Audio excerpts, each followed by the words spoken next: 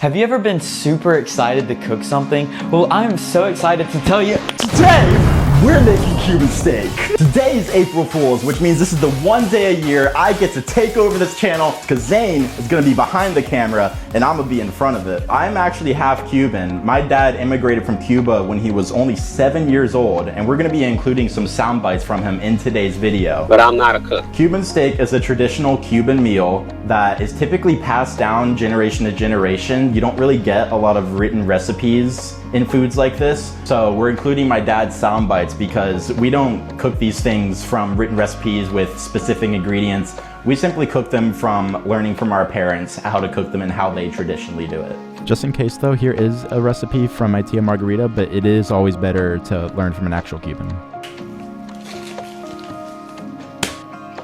So basically, it's a Cuban steak. It's just a thin slice of meat, not thick. And normally you would, like my grandmother, she used to take out a hammer or something like that and beat it so you can tenderize it. So we have this piece right here. This is a is it a sirloin? A sirloin tip? Or tip top. Sirloin tip top. Top sirloin here. Normally, I'm gonna put a picture of it maybe around here or so. Normally you would use more of a roast where it's just a block of meat. This still works, but yeah, typically you would have a roast like what I'm showing there. See how Neal's about to do this. If you're price conscious, you can buy like a roast or something like that. Again, there's different types of meat. But Neal, No, hold on. I've done it before. It's just been a long time, okay? please don't cut your fingers. There you go. Are you gonna let me go through with this just to see how bad it is? Yeah. remember, I used to go to Miami and they used to take the whole ball and run it through a meat slicer and package it up for me, you know, in thin pieces of steak. Yeah, you're doing a good job. Like, really good. Yeah, it is a little thicker than I would like there. By the way, Zane is offering me no tips right now. I'm doing this completely blind. Okay. That isn't bad for... It's not focused. Yeah, that's not bad at all, Neal.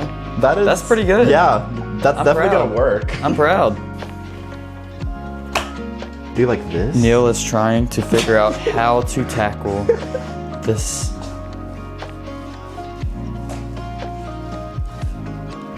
Through the power of editing magic to make it more fast for y'all. You did it. Yeah, Right? you were holding the camera the whole time, so Yeah. you know that is what it is. Yeah. Yeah. Hey Zane, can you cut it for me? Yeah. Okay.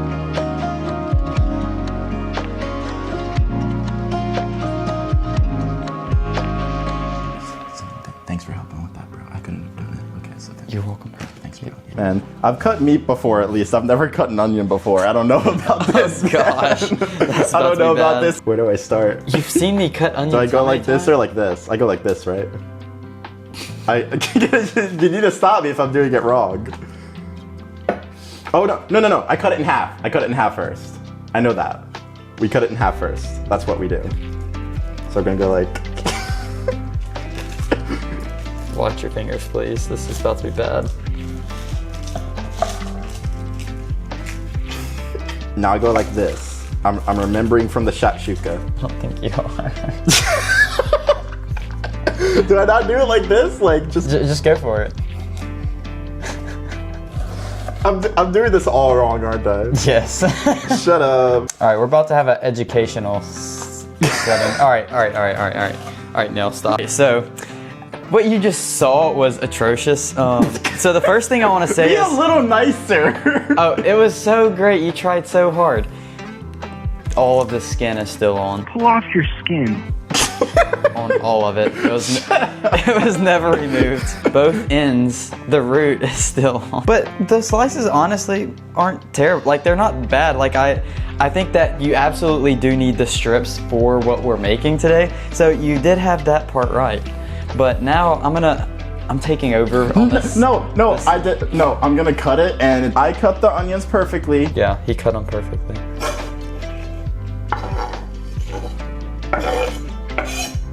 I have no clue what to do with a garlic clove, bro. I've never used garlic before other than garlic powder. Oh my gosh, not even minced garlic?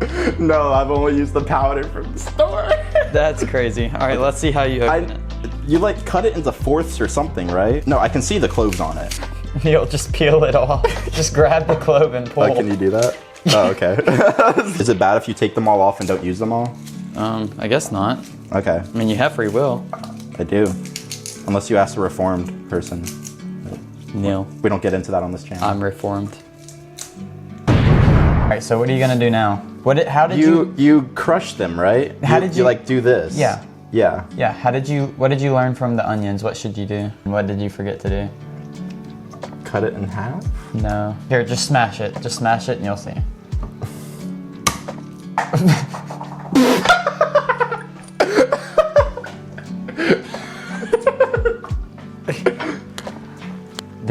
Is it peeled? It is not. Wash your skin. You can cut off like the stem part. Also, you can cut off the stem part like that. And then when you smash it, it'll peel off easier. Okay. When you smash it, do you like press or slap? You can do whatever. Okay. This is very educational. That's what we're labeled officially on YouTube. Education? Educational YouTube channel. Yeah. Let's go. Or at least that's what I called it on my LinkedIn profile. Guys, comment down below. Are we more educational or entertainment? Let us know. There's no telling. Now, most people watching this video are people who are coming back to see what we started as a year ago. You know, all 100,000 people. Hopefully we're a lot better than this in a year. Yes. I kind of like pressing more, I think. Man, these are like so sticky. Yeah, garlic is very sticky. So mincing is a very talented sport, guys. Look at how... I know there's technique to this, I just don't know what it is. Look at that, I got the hand of the mincing off camera. Who would have thought? Yeah. You didn't see that? Okay. All right, what's next? So typically you can use either vinegar or lemon juice, and vinegar wise, Zane asked me which one to get, really just the cheapest one you can find. It doesn't really matter. We are going to use white distilled vinegar, that's what we have. So you would typically use either lemon juice or vinegar. We're using white distilled, but it doesn't matter, just the cheapest one you can find. But we're actually going to use both just to try and get a little bit more of a blend, but really it doesn't matter, just whatever you have on hand.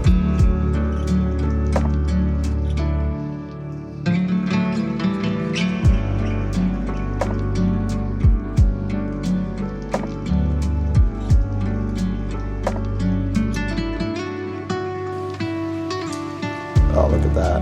I normally like a lot of onions. Some people don't like a whole lot of onions. You can use powdered garlic, but really and truly, it's best if you marinate it with cloves. You cut them, you smash them up, and you throw them in there, and you put a little bit more vinegar. You put vinegar and just a little bit of lemon, in the marinade, and the vinegar and the lemon break down that meat. Just funny watching you use your raw grip strength. Just funny that that's what you're using it for. It's like a non-masculine activity paired with masculine strength. You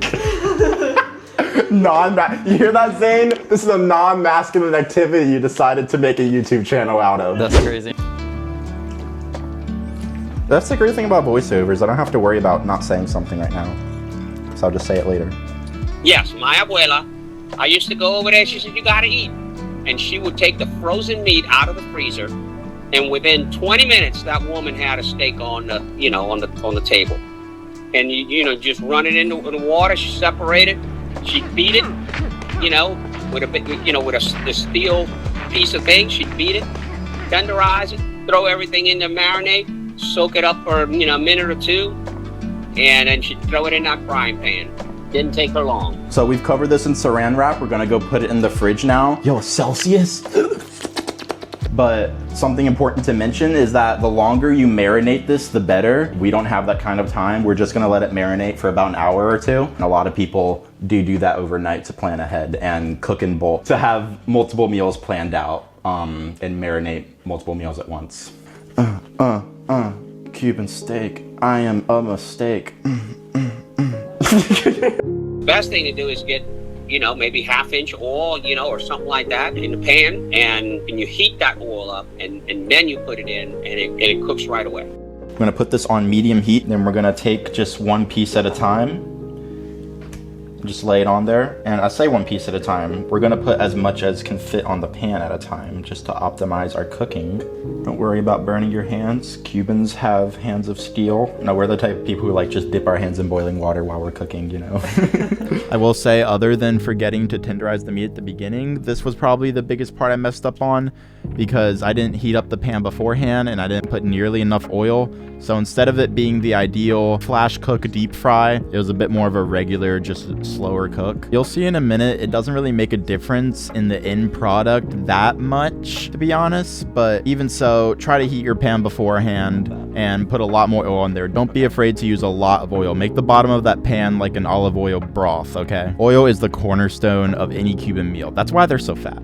So this isn't the most Cuban way, but typically I like to salt and pepper a little bit while it's cooking, just so it blends in a little more. Also, side note, we're eating this with rice today, but you can also serve it with plantains and black beans. That's also traditional. All Zane has is this giant box, so... But seriously though, Zane, you call yourself a chef and you don't even have a salt shaker in your whole house? Bro.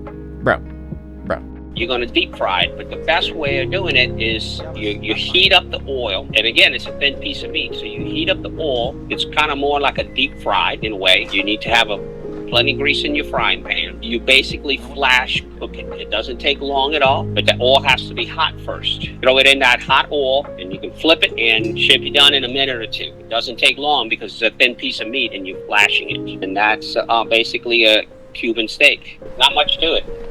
Again, I didn't do what my dad suggested we do just there. It's not the biggest deal in the world, but it is something to keep in mind.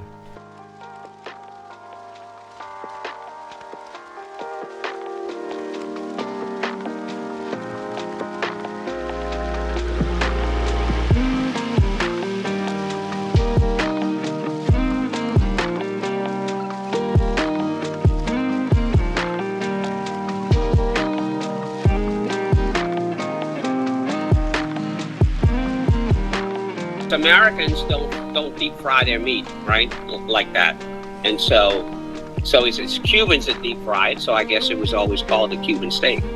And even you go down to Miami, no matter wherever you go, you say, you know, give me dame un bistec cubano, or Cuban steak. Even in the Cubans, they don't just say give me a steak, they say give me a Cuban steak, because it's the way it's marinated, it's the way it's cooked. Right? And that's a traditional way of cooking for the Cubans. You know, that most Cubans deep fry a lot of their stuff. Pork and that, you know, a lot of it is deep fried. Kills all the germs. It better be good. You'll insult my heritage if it isn't. It's good. Good job, Neal. Play the clip from last time where he said he wouldn't say if something's good if it isn't. And he's being dead serious. He's not gonna say he likes something that he doesn't like. There was a good bit of vinegar. We Yeah,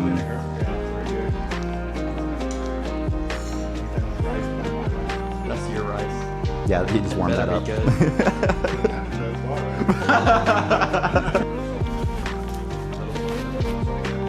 Like it needs a little more salt and pepper. Just add more salt!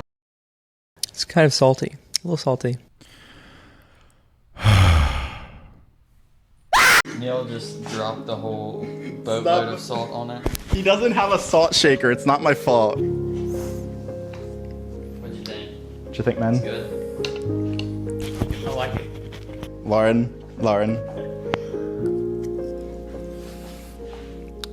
I like the lemon. You like the lemon? Could it do for more lemon, or is it like a good amount where it just hits you right? That's a good amount. I like it. Yeah, I agree with Lauren. I think the acidity is really nice and that lemon flavor really comes out. And I personally love the lemon flavor and the acidity from the vinegar and all of that.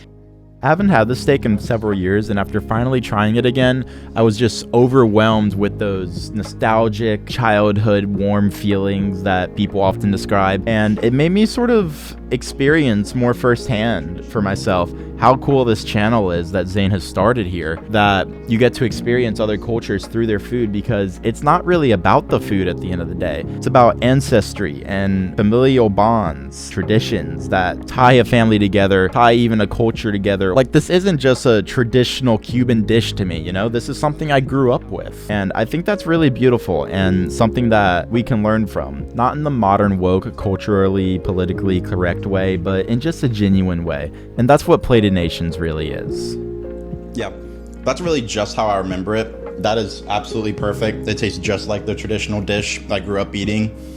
The only thing, sometimes, this is just how I've grown up, I put more ingredients on it later on, like a more variety of peppers, maybe even some cayenne. That's what I would add personally, some butter even as well. Yeah, this is the traditional way you would make it, and it is a really good meal. It's a really fast meal, especially if you marinate it overnight, and you can just make a lot all at once. So I would highly recommend this. Really easy, really simple. I don't know. If you want to dive into other cultures, this is a great dish and a really easy one to start out with. Yeah. Dude, I think you did an incredible job. High five. Shit, man. Let's go.